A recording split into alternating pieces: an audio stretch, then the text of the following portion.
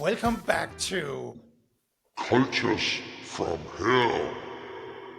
the podcast where we dive deep into the unspoken truth of workplace dynamics. I'm your host, Lars, and today we are tackling a topic that many of us can relate to, even if we don't always acknowledge it. The mask we wear performing at work while withering inside. In our professional lives, there's often an unspoken pressure to maintain a certain image, to always be on, and to appear perfectly fine, even when we're struggling. This phenomenon of faking fine at work is more prevalent than we might think. It has profound implications for individual well being and, crucially, for the overall health of a company's culture. We'll explore why this happens, how to spot it, and most importantly, how can we all contribute to creating environments where authenticity is not just encouraged, but truly safe. And joining me today to unravel this complex issue is my brilliant co host and expert in company culture, Paulina, co founder of the Culture Code Foundation. Paulina, welcome. Thank you, Lars. And it's great to be back here again and to have the monster voice back for our intro. I really missed Yes. that last week. Yeah. We were Yeah. just talking about it just before we went on. It is so great to have it back again. I'm never going to do a show on the road again. Well, never say never, but anyway, I'm really looking forward to today's episode. It's such an overlooked topic that shows up in different aspects and obviously in different varieties and strengths. And I think it's really important topic to talk about. Yes, it is. As always, I think all I our was topics just is very important to talk about. I was just about to say I think I say this every single time. But it is. It is. Come on, listeners. Mhm. It is important. Listen to the show. Paulina, let's start at the very beginning. The premise of this episode is that many employees feel they must, again, quotation marks, must fake fine at Mhm. work. From your perspective, as someone who works extensively with company culture, what are the primary reasons you see this performance mask Mm. emerging in workplaces? Yeah. So while this is a super crucial question, Lars, I also want to say very clearly that obviously not everyone is doing that. Um, and we see all kinds of shades within this faking fine at work phenomenon. And I think it stems from usually from a combination of factors. And firstly, there is often a perceived pressure, or in many cases, even the actual pressure, to maintain professionalism. And especially for generations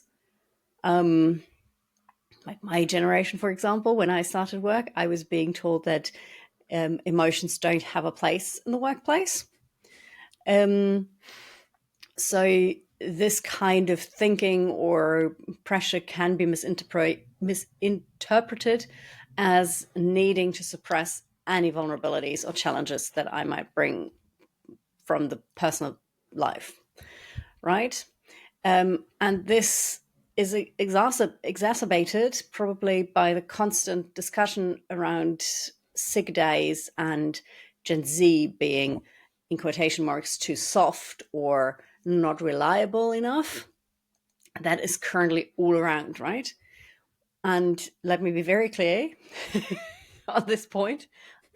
I do not believe that this is true. This is complete nonsense. But it is just something that is being talked about a lot. And I can very, very strongly imagine, and I see it in the companies that we work with, that this increases the pressure on this kind of topic, right? And for older generations, on the other hand, for example, mental health is still, until today, very stigmatized. And therefore, people might push their own limits simply because that's what they're used to. And they might not even be noticing necessarily that they are not fine themselves. And then there is another perspective for especially parents, because the childcare crisis that we're seeing, I think it's the same. I mean, we definitely see this in Germany, and I'm pretty sure we see that in the UK as well. Probably not so much in the Nordics, but we see this in a lot of European countries. And that already creates a lot of downtime, especially for the partners who work only part-time. And in that specific cycle of hell, they believe or are actually being told that they can't afford any more hiccups or any more challenges that could affect their performance, right? So you see, it's a huge bouquet of ugly flowers that can influence this topic of faking to be fine at work. And I'm sure I haven't covered all of them. And I'm just going to, based on what you just said, Paulina, I'm just going to put myself in the older generations bucket, because I'm the kind of type that's like, almost no matter how sick I am, I still think that I have to go to work. Yeah. And it's just something that became more clear to me over the years. That one thing is that I am the kind of person that has like a very high morale of going to work and have to put in the groundwork and the hard work and so on. But what actually has kind of, doing this in quotation marks, cured me from doing this is that I am also putting other people at risk if I go to work. Yeah. And I put the whole business to risk, because I go into the office and affect everybody, then the office is down, right? Yeah. And I mean, this is physical health on the one hand, right? Yeah. So this is also different. We also need to differentiate people faking being physically fine. Mm-hmm. I put the faking in quotation marks because it's not always a conscious choice or a conscious mask that I'm wearing. It's often very subconscious pressure things that drive me to do this. And we also have the, again, in quotation marks, faking the mental health part, being mentally fine. And I would say there is a generational divide because of the questions that the reasons that I said before, like the older generations not so much aware of mental health topics as the younger generations. There's also a gender divide, if you ask me, because thanks to the beautiful patriarchy, sarcasm warning in the go, is still making it putting so much pressure on men just to be that men can't have emotions, men can't have mental health issues, they need to be strong and whatnot, right? So for men to acknowledge mental health issues at work is a huge topic that probably is an entire episode on its own. Yeah. And again, I'm just going to put myself on the line saying, like, when it comes to the mental part, I also sometimes like wake up in the morning. I'm self-employed, so I can basically just take a day off if I need it, in theory at least. But I sometimes wake up in the morning and say like, oh man, I'm so burned out. Yeah. But then for me, what happens in my brain is that, come on, Lars, you just have to push through it. You have to go to work and push through it. You have to work yourself out of that hole. And my girlfriend, she just keeps saying, like, shaking her head and looking at me and like, fuck, come on. Oh, I said the F word, sorry. I think the right way is somewhere in the middle of that, honestly, right? Because especially if you're self-employed. I mean, I'm self-employed myself, so if you don't push yourself, that can become a problem. And it's also a self-fulfilling prophecy kind of thing. If you're constantly focusing on I'm not well, I'm not doing good, then this can increase your symptoms. I mean, there is so much research on that if you're sick and you imagine a rising sun multiple times every day, you will recover quicker than if you don't do this. So if you focus on positive things, if you focus on if you keep thinking thoughts of I'm healthy, I'm strong, I'm there, this is going to manifest in a way. Not 100% of the time, obviously not, but it can have a positive, very strong positive effect. And so that's the one side of it. But at the same time, you need to know your limits. And especially if you're self-employed. So for me, I've made the rule for myself, for example. I have, so I'm being vulnerable here now, guys. I have endometriosis, and that comes with excruciating pain through my period. And I've always pushed through, powered through my entire career. And now, like, since the start of this year, I was like, I am not going to work on these days. On the first and second day of my period, I'm not going to work. That's it. I can't. I'm a mess. My brain doesn't work properly because I'm so focused, because the pain is just taking me out of it. No medication is really helping. So I'm not fully there. And this is it's an actual huge limitation for me for 1 or 2 days a month. And if those 1 or 2 days of the month fall onto a work day, I've just decided I'm allowing myself not to work and to be not fine. But it took me a long time. I mean, I've been working for 15 years. It took me 15 years and before that, for 15 years, I was faking being fine in those days, right? So I fully feel that. So it's almost like an unwritten rule that's showing struggling struggling is a sign of weakness rather than a human experience. Yeah. So when you talk about these performance masks, what does that actually look like in a day-to-day work setting? Can you give us some concrete examples of how someone might be faking fine? Yeah. I mean, it can manifest in multiple ways. And I think my example, my personal example is already one way of that. So faking fineness can also be obviously something that you do just a couple of days, in a month or a week or throughout the year.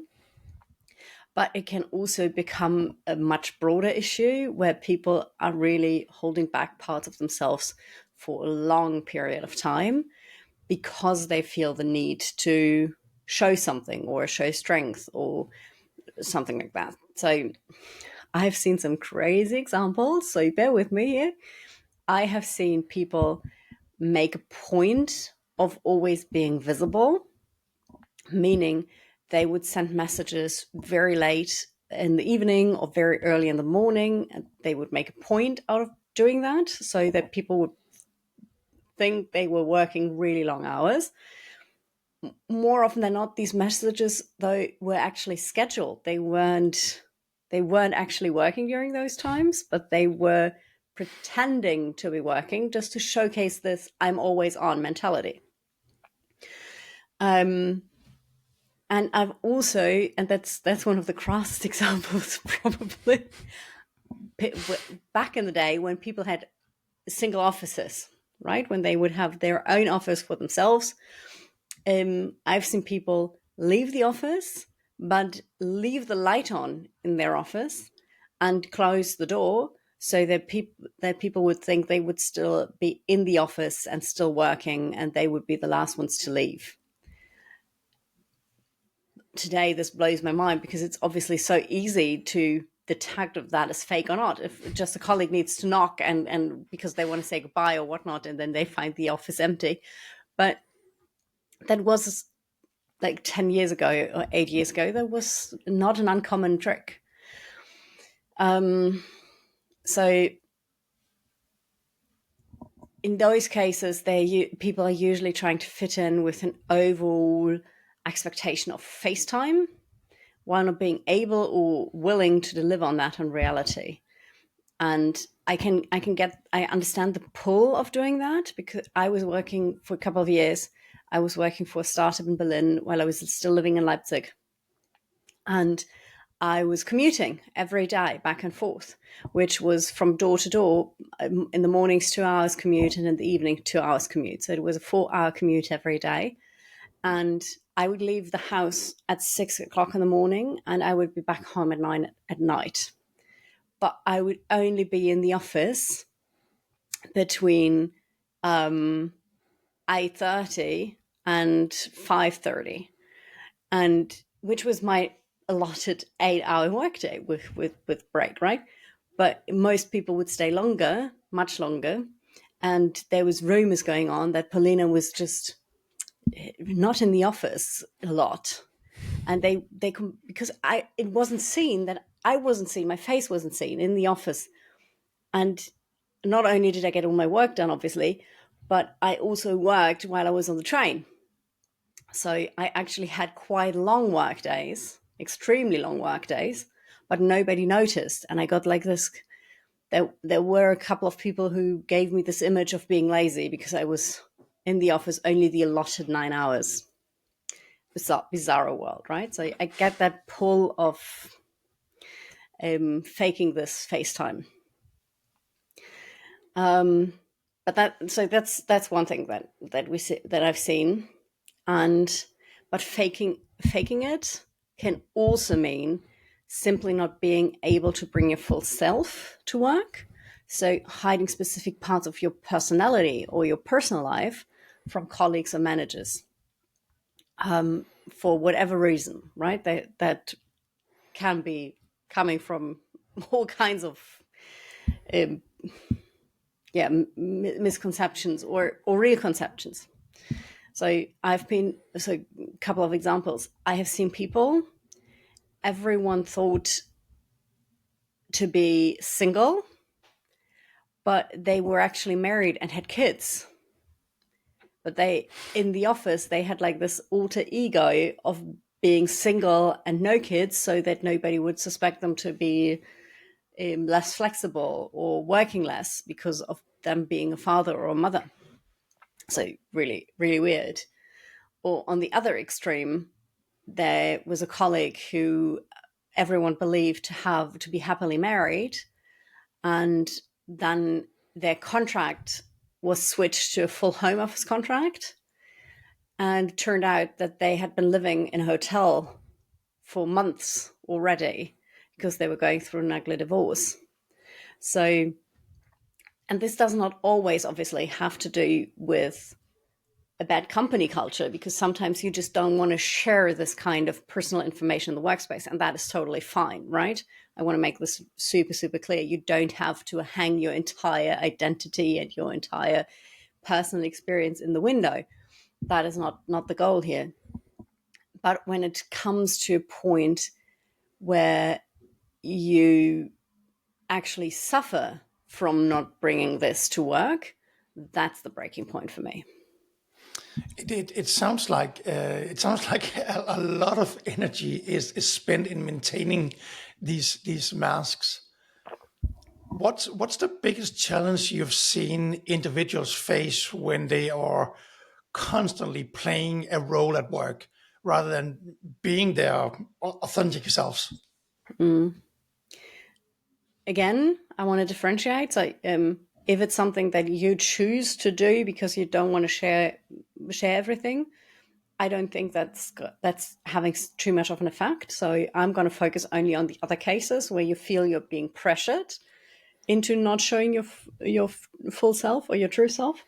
And in those cases, the emotional and psychological toll is significant. I believe that one of the biggest challenges is the energy, the simple energy it takes to keep up with your own facade in such a situation. You will need to be on constant high alert so that you don't let anything slip by mistake. And so that most people in such a situation will constantly have a high level of anxiety because they are always afraid that the jig might be up at some point, right? And there would also be oftentimes a feeling of shame involved for hiding important things. And there's also high likelihood for them to develop anger or resentment toward their employer, colleagues, or direct manager if they feel they're being pressured into hiding those things or in faking things. And how does this faking fine ultimately damage the let's call it the overall company culture? What are Mm. the ripple effects you have observed? Well, it usually is more a sign of a really bad, if it comes down to systematic pressure on denying certain things or hiding certain things, then it's usually more a warning sign that the culture is already really bad. And but it has like exacerbating effect in the terms of you already have a culture where there is little trust and little psychological safety. And because people are hiding things and faking things, they also don't trust each other. So the trust gets eroded even further. You will have not a lot of innovation happening because people are so focused on keeping up the facade. They will also not bring their full performance. We've said this a couple of episodes back that if you're constantly afraid of being in danger, then a part of your brain will be busy with scanning for that danger instead of really focusing on your task and your performance, right? So this will spread further and further around the company. And I would like to tell one of the crassest stories that I might see here, or that I've actually experienced. Because I once took over the leadership of a new team in a company, and I felt very early on that one of the team members was struggling. I was handed over the team with this person. He is struggling on the performance side of things. He's just not performing. You need to manage him, either develop him or manage him out. And I took it over from a male leader, and I got the sense there was something else going on.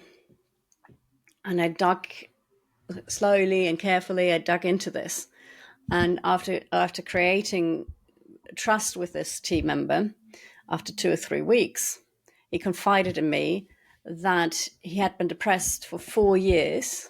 He was suffering from depression for 4 years, and he had hidden that depression for 4 years because he had told said manager 4 years ago that he was depressed, and he had laughed him out of his office, telling him he should man up and just go for a walk and have a beer. That would clear this up for him. So, I mean, the manager reaction drives me up the wall. But you can see here very, very clearly what kind of effect that has, right? So he would hide his mental illness for years, also for himself. And he then obviously didn't perform really well. That's why people thought he had the performance issue. And unfortunately, because this had been going on for so long, he actually then the depression turned into a burnout as well, because he felt so much pressure then to perform that it just completely pulled the plug from under him. And on the one hand, you have this tragic personal fate, and which was horrible for him, of course. And on the other hand, you have the effect for the company, because they've lost a strong employee. They have actually made them sicker, and they given the impression to the rest of the team that it's not okay to not be okay, and that you will be worked to the bone if you're not okay. And and it was really extreme, because this specific team, within 6 months after I took over, I saw 6 people leave because of burnout.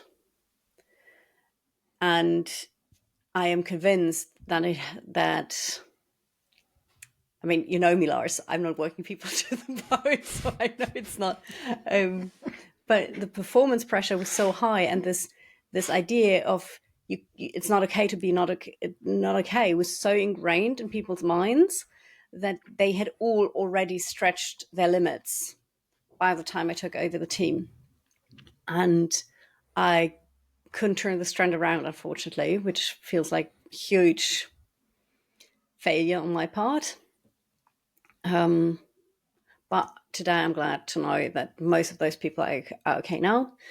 They've managed to heal and get new jobs, so that's amazing.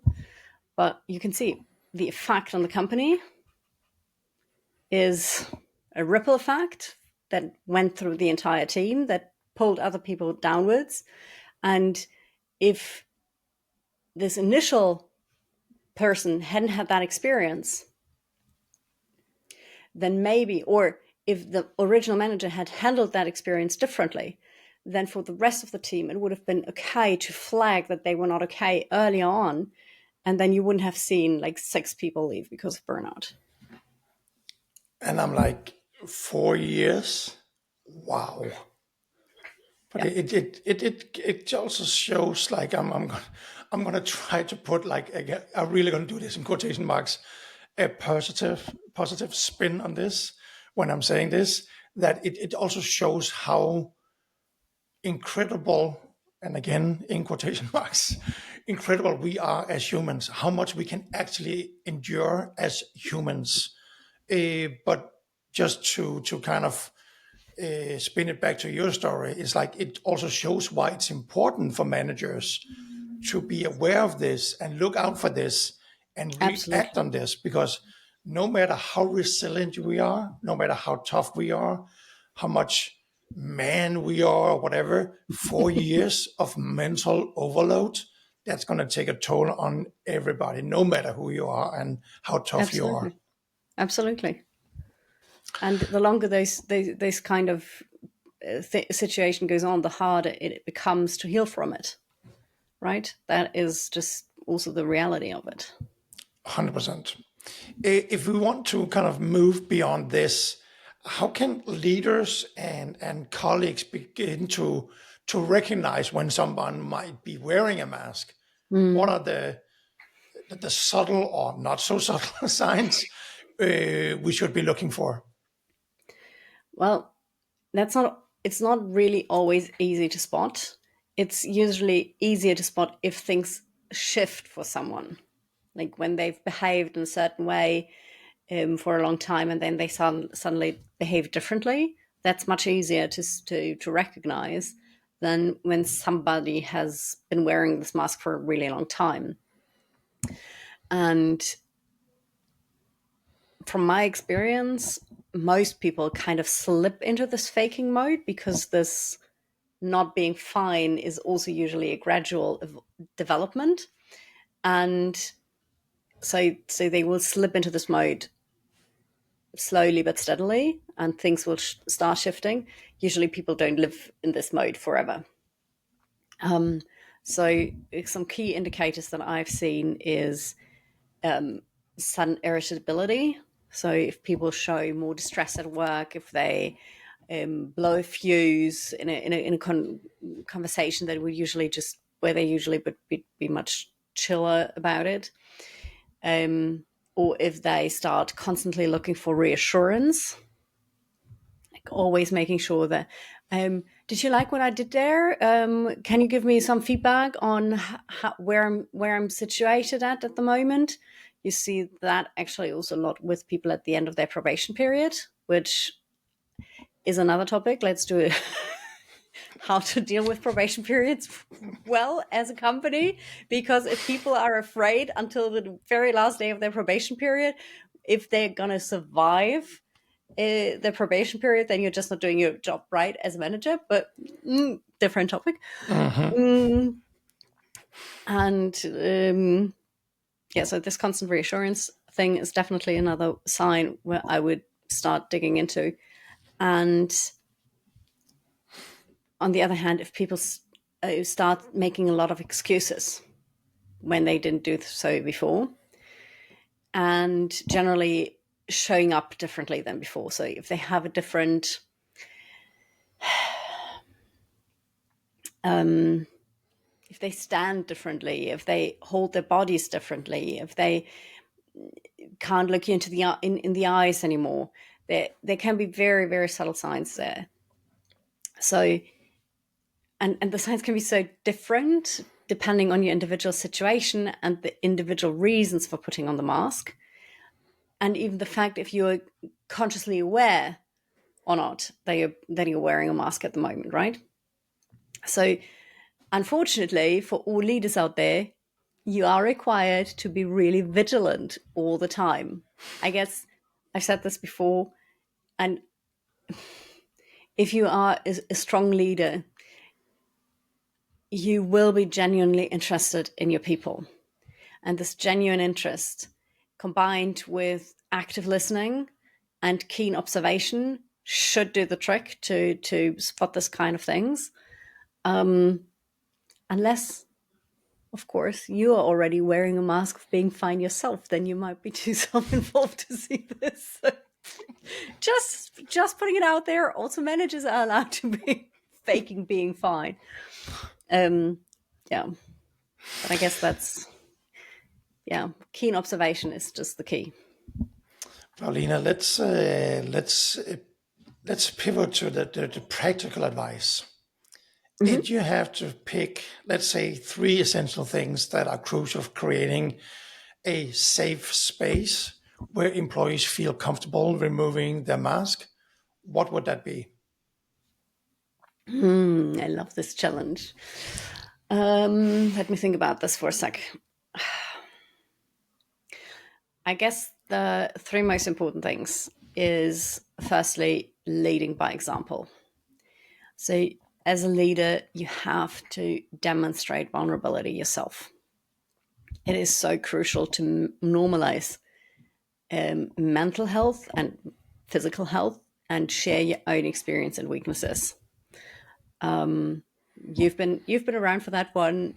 In my teams, I share upfront that I am highly sensitive. I'm never quite sure if that's the right English term, but it's this, yeah. And I would share with my teams how this condition shows up in normal life and how it shows up when I'm under stress. And I would always tell all my team members that they can tell me openly if they spot these signs of me, because I might miss them myself. So with just by setting the frame of that, with sharing this vulnerability of mine and giving them a clear handle on how to deal with this if they see it, I've normalized completely to talk about things if they are not being fine. And then obviously establishing clear psychological safety is super, super important. I think that goes hand in hand with showing the vulnerability yourself. Because if you create this kind of trust, if you create this safe space, then people will feel much more at ease coming to you talking about this. And clearly, as always, it's not just about saying it's okay to fail, it's okay for you not to be fine, but actually showing that through action in the day-to-day work. Yeah. And the third thing would be providing genuine avenues for feedback and support. So not just random surveys that you will take like on an infrequent basis, but real conversations, like giving people space, for example, in the one-on-ones, just asking them, how are you doing? Like showing real, genuine interest here. How are you doing? And really listening then, and not making this like a agenda item to just tick off, but really digging deeper. And if people saying, yeah, I'm fine, then and that's the beauty with my highly sensitive thing, because I can sense very easily if this fine is a real fine or it's not real fine. But I think everyone, no matter if you are highly sensitive or not, you can just look at the other person, raise an eyebrow, and just be quiet for a minute. Just shut the fuck up. Oh, damn it. Use the F word. I used the effort. Please beep it out. Nope. Please do. So just look at people for 30 seconds, 20 seconds even, without saying anything. And if something is going on, they usually will open up. If the trust in you, if the trust towards you is there, the silence will create the space to really open up. I love that you mentioned surveys. I have just encountered that in so many companies, that you get these surveys like, and they say like, oh, but it's anonymous, so everybody will get their honest opinions. Like, no, like you're saying, like sit down with them, shut up for a minute, look them in the eye, and ask them how they're feeling. And said, I know that that's also very time consuming, so you can't do it with everybody, but you will be if you're an empathic leader, you will be able to spot who needs that talk, right? And Yep. those surveys, I get it that they are very good for statistics and like the overall view on companies, but like just sending them out and think then everybody is okay because they can just answer that survey, they're not okay, and reach out, and nobody does, so we don't have a problem. That's not how it works. Yeah, I would like to say on this point, please remember you're dealing with people, not statistics. Paulina, if someone wants to start this journey of being more authentic at work, but is let's call it fearful of the repercussions, what's one piece of advice you would give them to take that first small step forward? Oh, I love that question, Lars. Really, I think it's really cool to look at what I, as a person, can maybe personally do if I want to change a couple of things for myself. And my advice would be to build your pack, like in Wolf's Pack, right? So I would tell you to start with one person only. Start with one person. You can always make this bigger in a later stage, but start with one person that you truly trust and with whom you feel safe. It can be a colleague, a direct colleague from your team. It can be a manager. It can be somebody from a different team. It can just doesn't matter at all. Just one person that you feel you can trust, and then share one single thing with them that makes you slightly uncomfortable. So I'm not saying share something super drastic with something super wild, but a small thing that they don't know about you yet, and where you're not 100% sure how they might react to that. So you're stepping slightly out of your comfort zone with one single person, and you will be surprised how amazing almost everyone will react to this kind of openness. They will usually show interest. They will share something from themselves. They will, and so you can create a tiny little ripple effect of authenticity from just sharing this one thing about yourself. And once you receive this kind of reaction or feedback to being a little bit authentic, of sharing a little bit of yourself, it will become so much easier to repeat this with more and more people. And therefore, slowly but surely, you can start stepping into your own authenticity at work. 100%. Thank you for that advice. I think it's a great one. Take those first small initial steps. Paulina, this has been incredibly insightful conversation as always. We've explored like deeply human reasons behind the mask we wear, the profound impact it has on individuals and organizations, and practical steps forward cultivating a culture of authenticity. The key takeaways for me are the importance of leadership by example. I love that. The need for clear psychological safety and the power of genuine feedback and support. Thank you so much for sharing your expertise. And for all our listeners who want to learn more about your work and the Culture Code Foundation, where can they find you and how can they hook up and send you questions? They can find me, or whoever's listening to that, you can find me on LinkedIn, obviously. You can also find me on Instagram. We will link up all the social media handles and also our website in the show notes, because it's culturecodefoundation.com.